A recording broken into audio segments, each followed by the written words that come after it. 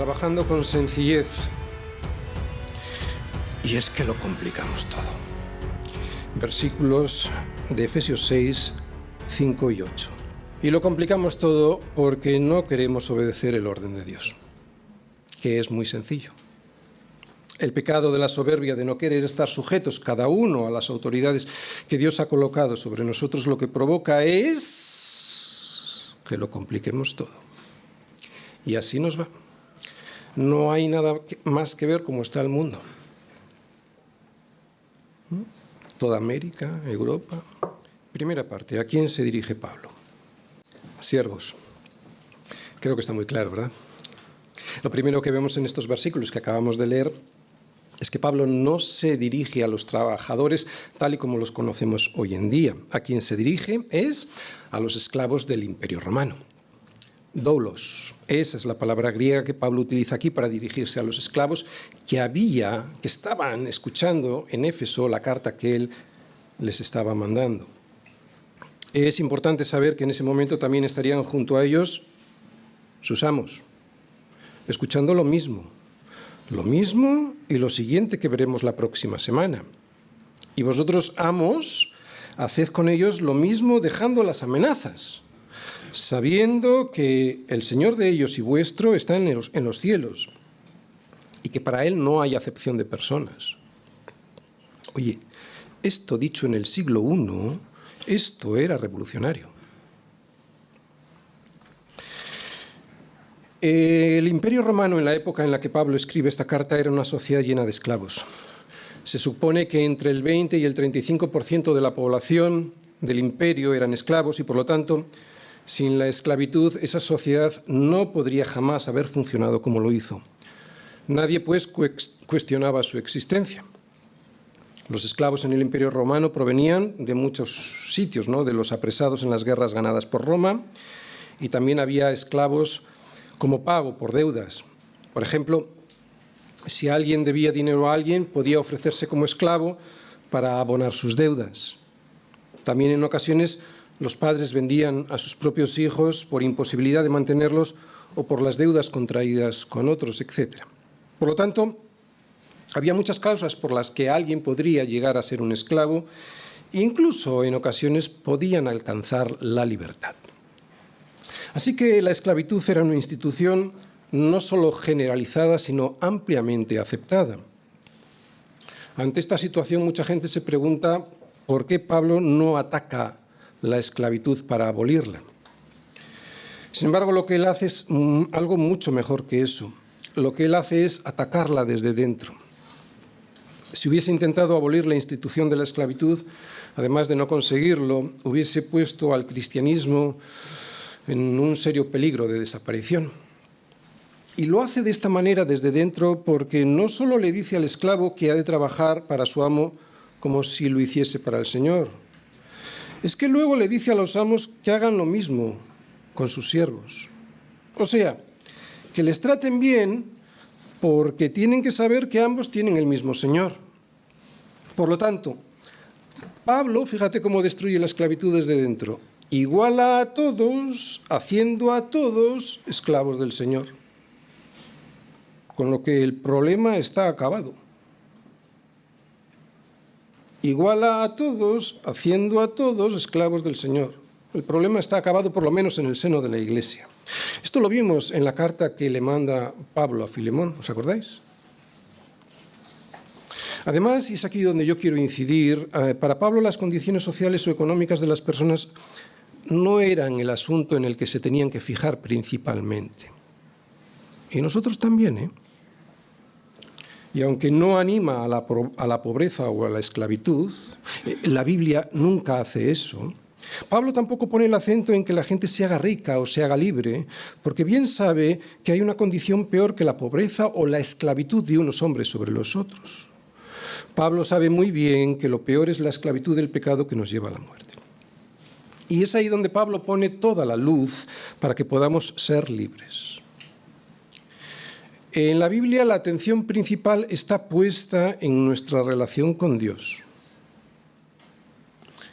Porque la falta de comunión con Dios es la causa de nuestra verdadera libertad. La Biblia no defiende la esclavitud humana, faltaría más, pero no se centra en ella ni en cualquier otra condición humana, porque ahí no está nuestro verdadero problema. Nuestra ciudadanía está en los cielos, sí. Y sin embargo la Biblia nos dice que cuando alguien tiene ocasión de mejorar sus condiciones, que lo haga.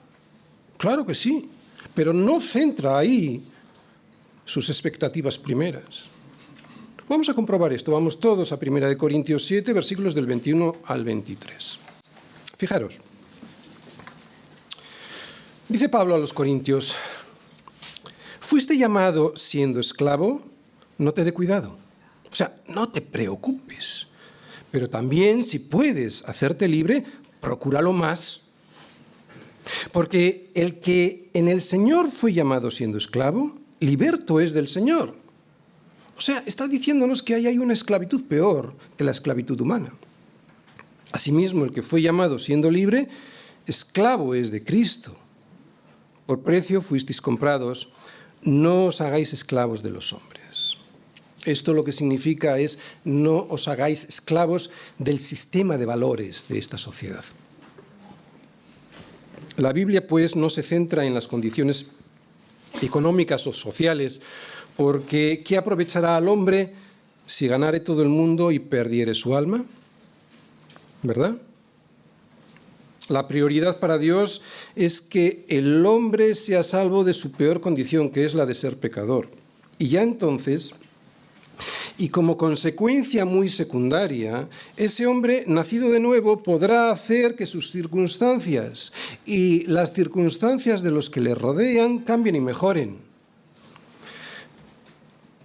Pero esto desde luego no significa que Dios anule las estructuras de la sociedad que Él mismo ha establecido. Sé que no es políticamente correcto decirlo, pero la Iglesia no va a cambiar ni puede las condiciones de la vida de la gente. Es más, no ha sido llamada a eso.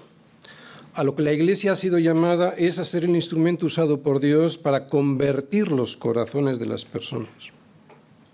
Solo entonces, con los corazones convertidos, es cuando las cosas pueden cambiar de verdad, porque se transforman desde dentro, desde el corazón. No como una imposición, no como un maquillaje. Cuando la Iglesia se dedica al activismo social o político, pierde la oportunidad, su única oportunidad, de hacer lo que realmente tiene que hacer, y por lo tanto los problemas no solo no se solucionan, sino que crecen. Sin embargo, cuando la Iglesia consigue cambiar los corazones de una gran parte de la sociedad, esa gente que ya tiene el corazón cambiado procura el bien de todos los que le rodean, de tal manera que es cuando las cosas cambian de verdad. Lo hemos visto en determinadas épocas de la historia de la humanidad, como en los periodos de avivamiento, ¿no? Las personas, un gran número de personas eran convertidas, cambiaban su corazón y entonces transformaban todo lo que tenían a su alrededor. Las condiciones de trabajo, la educación, la sanidad, la ayuda social, etc. Eso sí era revolucionario. Y no había habido una revolución. No se habían trastocado las estructuras de organización, ¿no? Fue este cambio del corazón de las personas lo que llevó siglos después a la libertad de los esclavos en Europa y en América. Alguien puede decirme que muy tarde, sí, cierto, pero fue el cristianismo quien sentó las bases para la abolición de la esclavitud en todo el mundo, porque solo el cristiano conoce las razones profundas del por qué existe la opresión sobre los hombres, de un hombre sobre otro. ¿Sabéis cuál es, verdad? La causa profunda es el pecado que anida en el corazón del hombre. Por eso solo el cristiano puede conseguir de verdad hacer una transformación. Pero claro, si hay una transformación primera en el corazón. Y es que el problema es el corazón del hombre, por eso Pablo va a la raíz, no a lo accesorio. Si la Iglesia, como hay algunas, pierde el tiempo en lo accesorio, no hará su trabajo y por lo tanto tampoco podrá arreglar nunca el problema, porque el problema está en el corazón del hombre, no en los regímenes políticos o en las condiciones de esos regímenes políticos. Esto quiere decir que yo no puedo participar en la sociedad cambiándola, sí, pero en la Iglesia no es su actividad. Fijaros, Para Dios todos somos iguales, tan iguales que a todos nos considera igual de pecadores. Fijaros si somos iguales. Que el Espíritu Santo nos pueda convencer de pecado, justicia y juicio, esa es la primera y verdadera labor de la Iglesia. Claro. No hay nadie más que lo haga. Ni el Estado, ni las asociaciones benéficas, ni las ONGs. No hay nadie más que lo pueda hacer porque no hay nadie a quien se le haya dado esa comisión, sino a la Iglesia. Por eso Pablo se dirige de la misma manera a los siervos que a los amos. De la misma manera. A los dos les trata como realmente son, como pecadores delante de Dios, y a ambos les recuerda que solo el Espíritu Santo podrá hacer que cumplan sus obligaciones.